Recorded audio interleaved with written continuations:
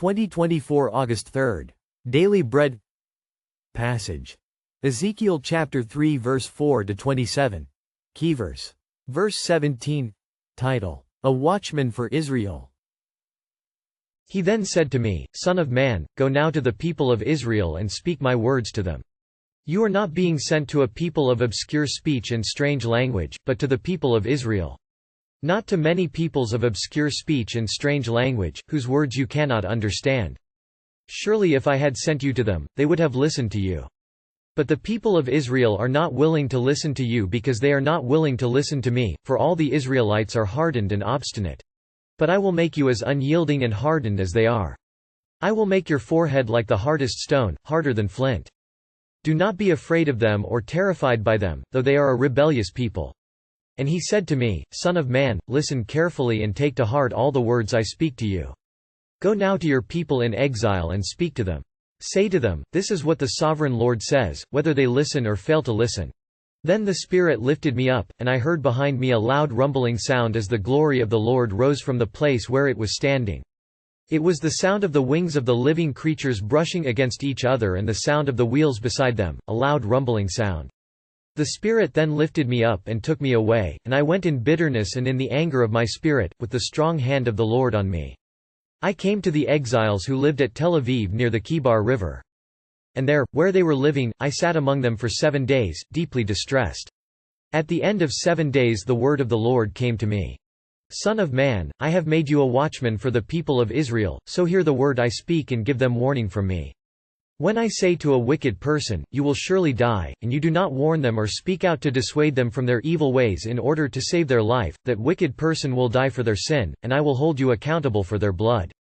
But if you do warn the wicked person and they do not turn from their wickedness or from their evil ways, they will die for their sin, but you will have saved yourself.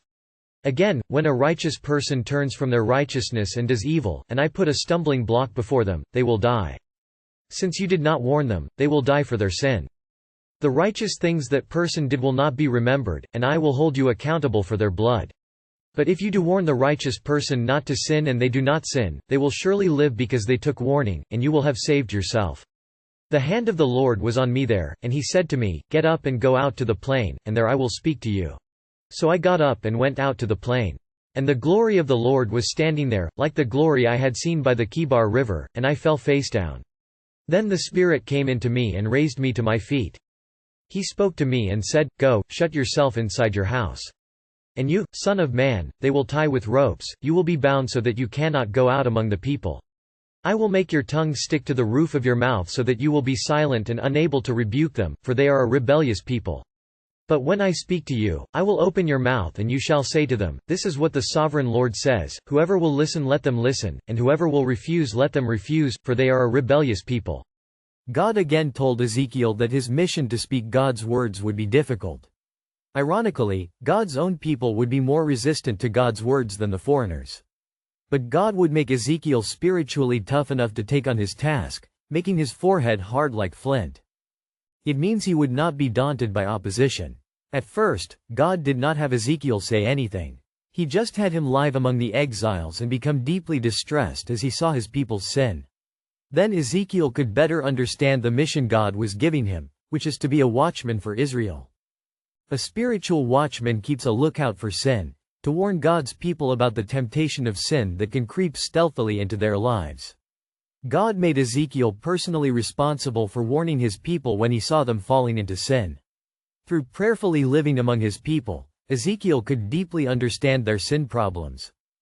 As shepherds, we are also called to understand the sin traps that people today are falling into and warn them so they may be saved. Prayer. Father, thank you for toughening me up for your mission.